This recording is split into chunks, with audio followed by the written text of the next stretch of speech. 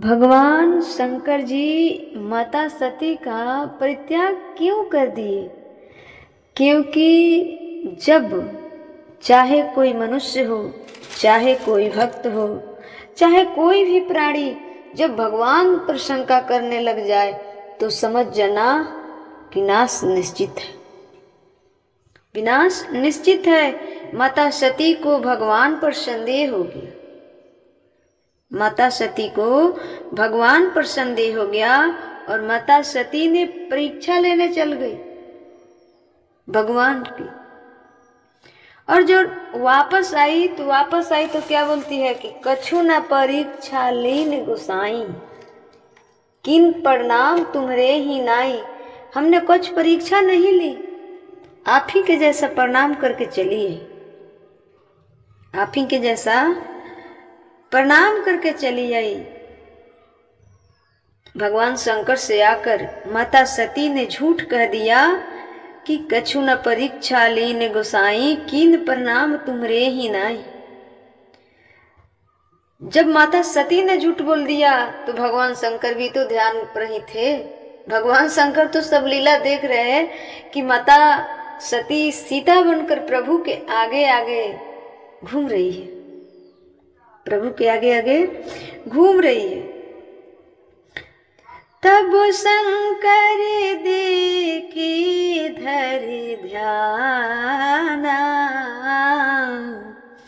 सती जो किया चरित्रे सब जाना।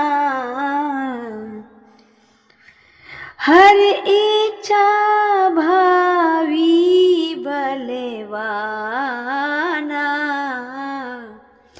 हृदय विचारत शंभु सुजाना। भगवान शंकर समझ गए कि बुद्धि विपरीत हो गई है तो विनाश आएगा, विनाश आएगा।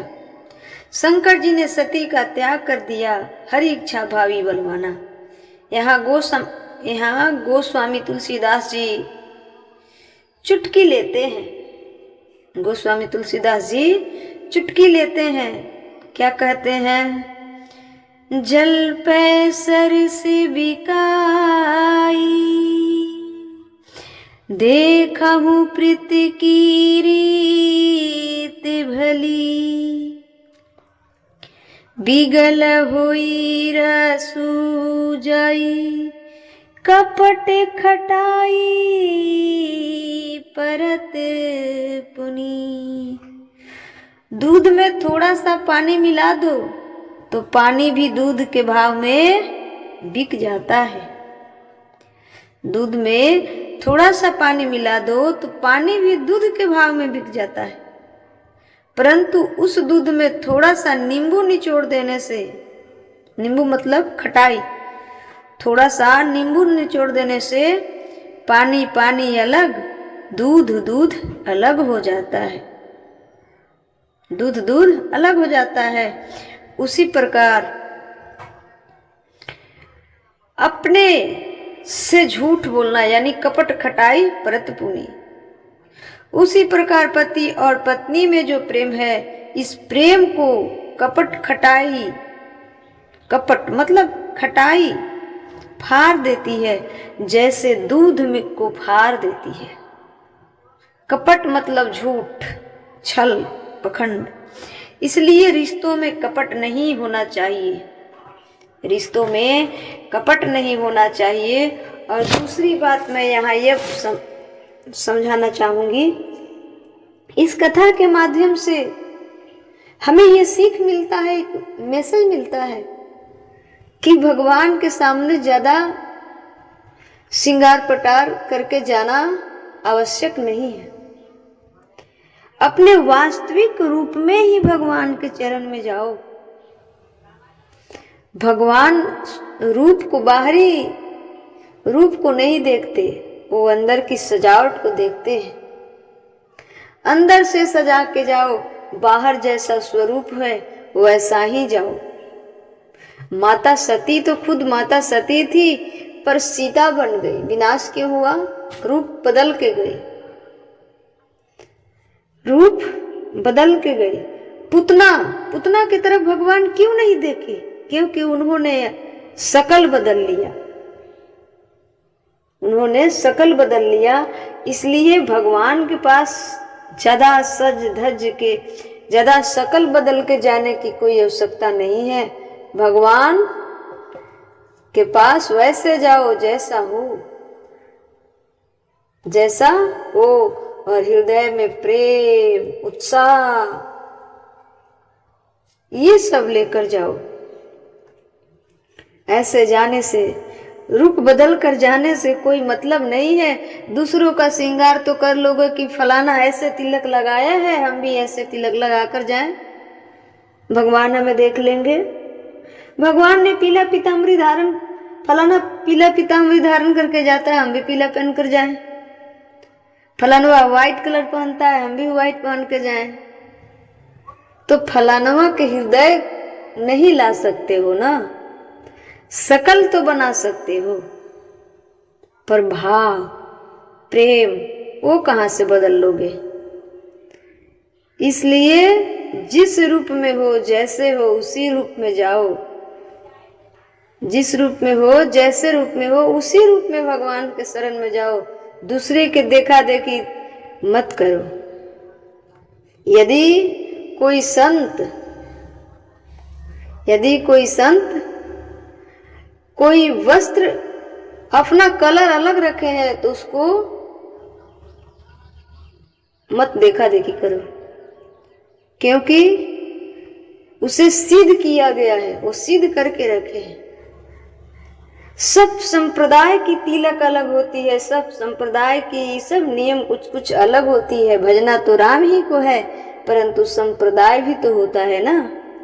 इसलिए फलानवा ने ऐसे तिलक लगाया है तो हम भी लगा लें?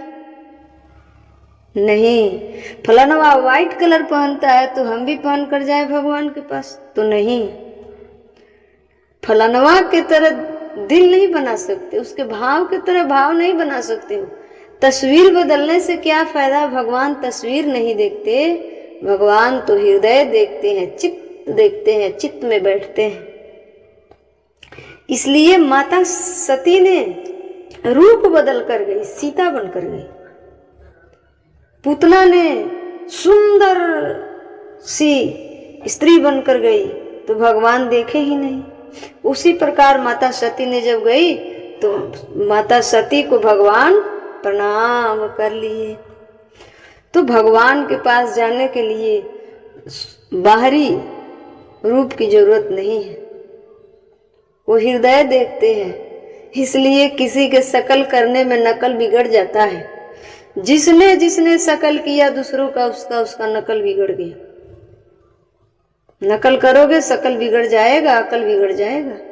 इसलिए जैसा हो वैसा आ जाओ, जैसा हो वैसा आ जाओ। अब उसके बाद भगवान शंकर ने माता सती का परित्याग कर दिया कि जिस माता को माँ कहते हैं उस रूप में जब आ गई तो मैं उसे पत्नी के रूप में स्वीकार कैसे कर सकता हूँ? जाओ फिर अब अगले जन्म लेकर आना, तब हम पत्नी रूप में स्वीकार करेंगे। अब आती है दक्ष यज्ञ कथा। क्या आती है? दक्ष यज्ञ की कथा। दक्ष जी कौन है? माता सती के पिताश्री, माता सती के पिताश्री है। और माता सती के पिताश्री ने, दक्ष जी ने कनखल में यज्ञ किया और माता सती भगवान शंकर जी को आमंत्रण पत्र नहीं भेजा। क्यों नहीं भेजा? इसका कारण था। एक बार क्या हुआ कि भगवान शंकर भी थे और बड़े भारी सभा लगा था। वहां दक्ष राजा बैठे हुए थे। सबने गया तो प्रणाम किया, भगवान शंकर प्रणाम नहीं किए। भगवान शंकर ने प्रणाम नहीं किए तो दक्ष को बड़ा गुस्सा आया। दक्ष को बड़ा गुस्सा आया, गाली गलौज सब कुछ भरी सभा में दिया। पर भगवान शंकर धन्य है कि सारी गालियां खा लिए, सारी गालियां सुन लिए, पर उत्तर नहीं दिए, क्योंकि ससुर जी है ना, ससुर जी है ना। भरी सभा में दक्ष ने भगवान शंकर को गालियां दिया कि अपने को ये समझते हो, ये करेंगे वो करेंगे। पर भगवान शंकर ने दक्ष को गाली नहीं दी, जवाब भी नहीं दिया, सह गए।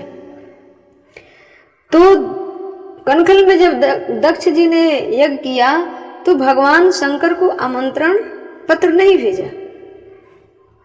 माता सती को पता लगा, माता सती जाने की जिद की। भगवान शंकर ने फिर वहां मना किया, पर माता सती ने कहा कि नहीं, मैं जाऊंगी और बस थोड़ी देर में वापस चली आऊंगी, प्रभु आज्ञा दीजिए।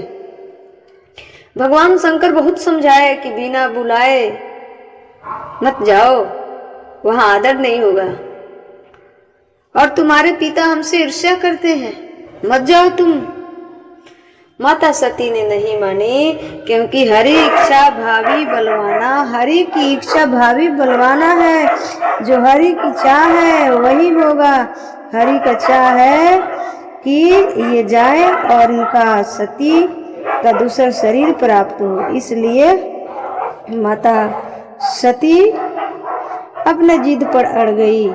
एक बात मैं बताऊं, जब आपके पति कहीं जाने से मना करे तो जिद ना किया करो, क्योंकि कुछ ना कुछ उसमें रहस्य छुपा है, कुछ ना कुछ उसमें रहस्य छुपा है। इसलिए जिद ना करो, समझो उस बात को, उस परिस्थिति को, उस समझ को समझो। माता सती ने गई, और माता सती ने गई तो देखी कि शंकर जी का कहीं स्थान नहीं है।